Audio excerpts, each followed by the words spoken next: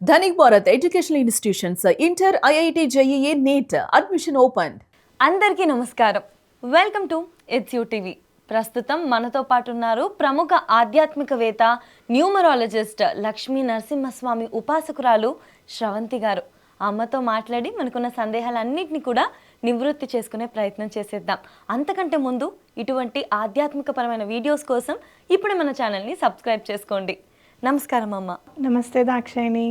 అమ్మ, ఈ మధ్యకాలంలో చూసుకుంటే, ముఖ్యంగా సోషల్ మీడియాలో చూసుకుంటే చాలామంది కూడా 7 శనివారాల వ్రతం అని చెప్పేసి చేస్తున్నాము అని చెప్పి వీడియోస్ పెడుతున్నారు చక్కగా. అసలు ఏంటి 7 శనివారాల వ్రతం అంటే? అయితే శనివారమే ఎందుకు చేయాలి స్వామికి అనేది తెలుసుకుందాం ముందు.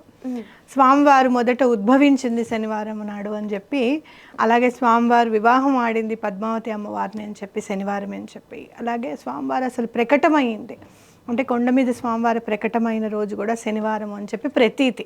మా పెద్దవాళ్ళు నాకు చెప్పిన మాట. ఎందుకు మనకు అప్పుడప్పుడు మా జనరేషన్ కొంచెం క్వశ్చన్ చేయడం అనేది స్టార్ట్ అయిందనమాట. మా అమ్మ వాళ్ళ జనరేషన్ వరకు ఏంటంటే శనివారం చెయ్యాలంటే శనివారమే చెయ్యాలి, ఎందుకు శనివారమే చెయ్యాలి అనేది మా జనరేషన్కి వచ్చిన క్వశ్చన్. అప్పుడు నాకు మా అమ్మమ్మ వాళ్ళు కానీ పెద్దవాళ్ళు కానీ నాకు చెప్పింది ఈ మాట అనమాట. అంటే స్వామివారు ప్రకటమైంది శనివారం. అలాగే స్వామివారు కలియుగంలో కలియుగ దైవం, కలవు వెంకట నాయక. అంటే ఎలాంటి కష్టాన్నైనా సరే పారద్రోలేది వెంకటేశ్వర స్వామి అభయము అని మనం చెప్పుకోవచ్చు.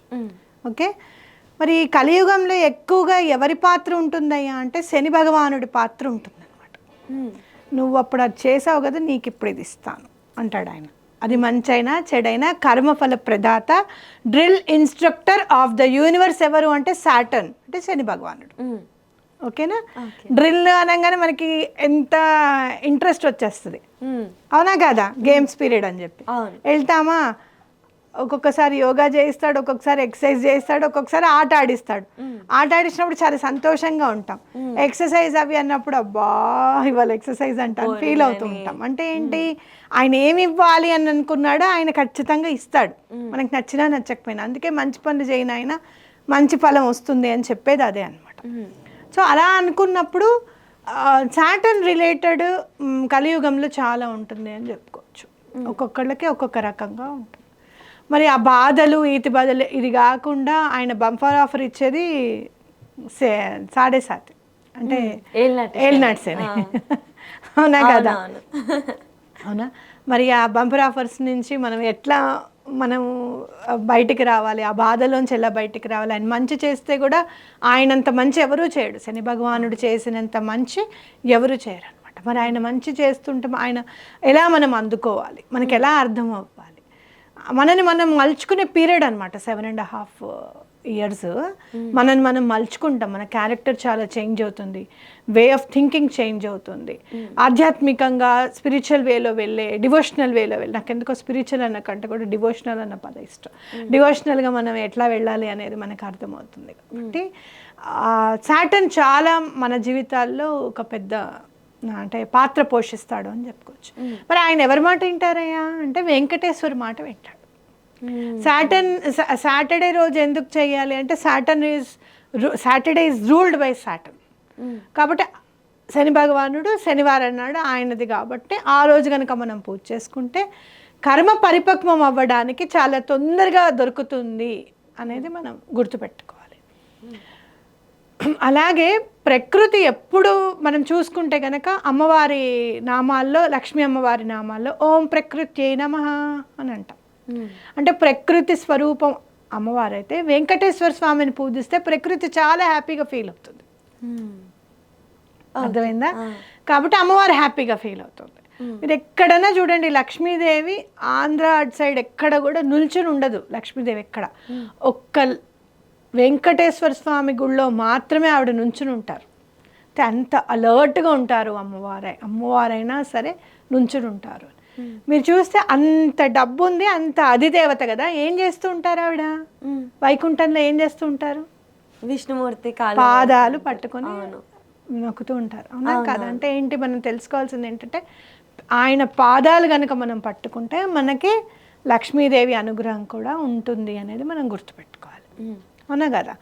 కాబట్టి ఆ స్వామిని శనివారం నాడు అందుకని పూజించాలి. ఇంకా ఈ సప్త శనివార వ్రతం ఎందుకు అని అంటే కనుక, మనం చూసుకుంటే ఈ పాంచభౌతిక శరీరంలో 7 చక్రాలు ఉన్నాయని మనకు అందరికీ తెలుసు.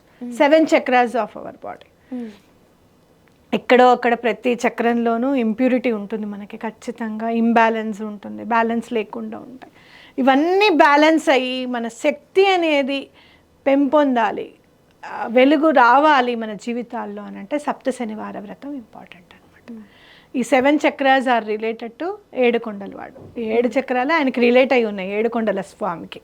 ఒక్కొక్క వారం చేస్తూ ఉంటే ఒక్కొక్క చక్రం క్లెన్స్ అవుతూ ఉంటుంది, ఒక్కొక్క అడుగు ఆయన వైపు మనం వేస్తూ ఉంటాం అన్నమాట. చాలా బాగుంటుంది 7 శనివారాలు వ్రతం చేసుకుంటూ ఉంటే. అప్పుడే అయిపోయిందా, ఈ శనివారం ఫస్ట్ అయిపోయింది తెలుసా, సెకండ్ అయిపోయింది తెలుసా అనుకుంటూ ఉంటుంది అనమాట. చాలా బాగుంటుంది. ఇది అసలు ఎలా చేసుకోవాలమ్మా? ఇప్పుడు ఎవరైనా మన వీడియో చూస్తున్న వాళ్ళు కొత్తగా ఇప్పుడే స్టార్ట్ చేయాలి అని అనుకుంటే ఏ విధంగా ప్రారంభించవచ్చు? ఆ పూజా విధానం ఎలా ఉంటుంది? స్టార్టింగ్లో ఏం చేసేవారు అని అంటే ఎల్లో కలర్ పసుపు రంగు బట్టలు వేసుకునేవాళ్ళు, సాయంత్రం బ్లాక్ కలర్వి కూడా వేసుకొని చేయాలి అని చెప్పేవాళ్ళు. ఇవి చూస్తే ఏడుకొండల స్వామి మహత్యం అని చెప్పి, వెంకటేశ్వర స్వామి మహత్యం అని చెప్పి ఒక సినిమా కూడా ఉంది. ఆ మూవీ చూస్తే అసలు ఏమిటి సాటర్న్ ఇంత ఇబ్బంది పెడతాడా, ఎందుకమ్మా అంత ఇబ్బంది పెట్టడము అని అనిపిస్తుంది అనమాట. ఆ భర్త చనిపోతాడు ఆయన జాతకం ప్రకారంగా. కానీ చూసిన అతనికి 2 జాతకాలు పెడితేనేమో అతను బతుకుతాడు, ఈ అమ్మాయి మాంగళ్యం వల్ల అతను బతుకుతాడని ఉంటుందన్నమాట. చేస్తారు పెళ్ళి, కానీ లాస్ట్ మినిట్ వరకు అతను చనిపోతాడేమోనే అని అనుకుంటాం మూవీలో. అంటే ఎందుకు మూవీ గురించి ప్రస్తావన చేస్తున్నానంటే అందులో కూడా అంతే, పొద్దున పూట ఎల్లో కలర్ పసుపు రంగు బట్టలు వేసుకొని సాయంత్రం పూట నలుపు రంగు వేసుకోవాలి అని చెప్పి ఉంది యాక్చువల్గా. కానీ ఇప్పుడు అలా కాదు, ఓన్లీ పసుపు రంగు బట్టలు వేసుకోమనే ఉందన్నమాట మన బుక్లో. అలాగే టీటీడీ వాళ్ళు ప్రచురించిన ఏడుకొండల స్వామి వ్రతం బుక్ ఇంకొంచెం ఈజీగా ఉంటుంది అనమాట. ఏదైనా కానీ సప్త శనివార వ్రతం చేసినప్పుడు స్వామివారిది ఆవాహన పూజ, షోడశోపచార పూజ చేసుకుంటూ స్వామివారివి 5 కథలు చదువుకుంటూ ఆయనకి ఇష్టమైన నైవేద్యం అనేది పెట్టాలి. జనరల్గా లడ్డూలు అంటే ఇష్టం ఆయనకి. అక్కడైతే దోశలు కూడా పెడతారు తెలుసా, ఇక్కడ తిరుపతిలో దోశలు పెడతారు. అదేమిటి చెరుకు రసంతో చేసిన జిలేబీ పెడతారు, అలా చాలా క్షీరాన్నం పెడతారు, వడలు పెడతారు అన్నా కదా. ఇట్లా స్వామికి ఏది ఇష్టం మీరు అనుకుంటే పులిహార, ఇవన్నీ మీ ఇష్టం, మీరు ఎలా పెట్టాలనుకుంటే అలా పెట్టుకోవచ్చు. నివేదన అనేది ఎలా అయినా చేసుకోవచ్చు. అయితే స్వామివారికి పిండి దీపాలు చాలా ఇంపార్టెంట్.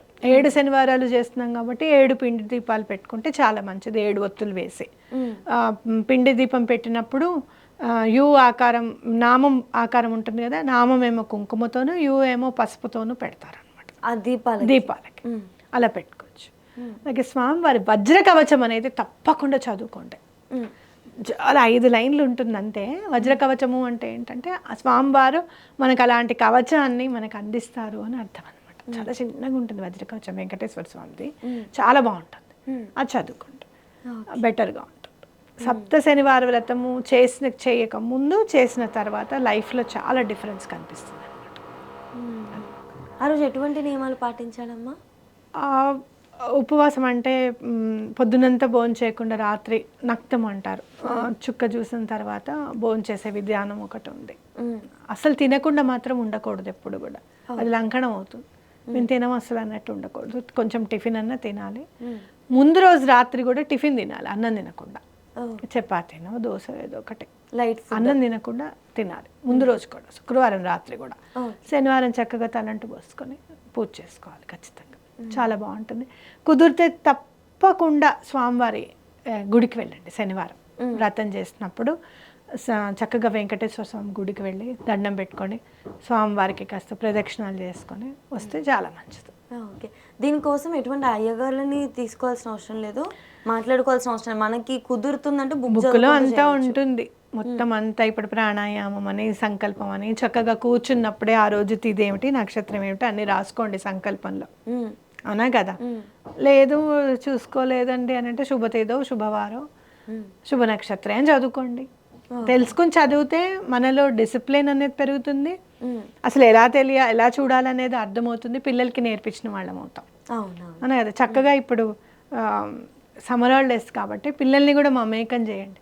రండి నాన్న పూజ చేసుకుందాం, కూర్చోండి నాతో పాటు ఇక్కడ స్వామివారికి చక్కగా నేను నామం చదువుతుంటాను, మీరు పువ్వు పెడుతూ ఉండండి అని చెప్పి చెప్పండి. తప్పకుండా మంచి జరుగుతుంది. వాళ్ళకి కూడా చక్కగా ఈ వీడియో గేమ్స్, ఈ ఫోన్స్ వాటికన్నా ఇలాంటి వాటిలో కూడా ఒక ఇంట్రెస్ట్ అనేది క్రియేట్ అవుతుంది. ఉంటుంది.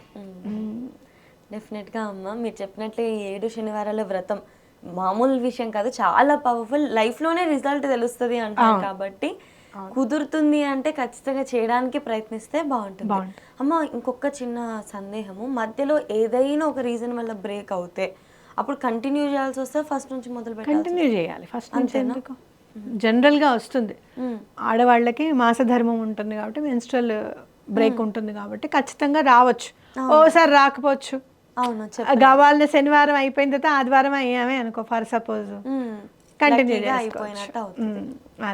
అలా కూడా వచ్చు. బ్రేక్ వచ్చిందన్నా అది లక్కీ అన్నాం కాబట్టి ఇది అన్లక్కీ అనుకోవడానికి లేదు. అర్థమైందా? అది న్యాచురల్ కదా, నార్మల్ కాబట్టి అయిపోయిన తర్వాత మళ్ళీ కంటిన్యూ చేసుకోవచ్చు హ్యాపీగా, అంతే. ఖచ్చితంగా అమ్మ, చాలా వివరంగా చెప్పారు. ధన్యవాదాలు.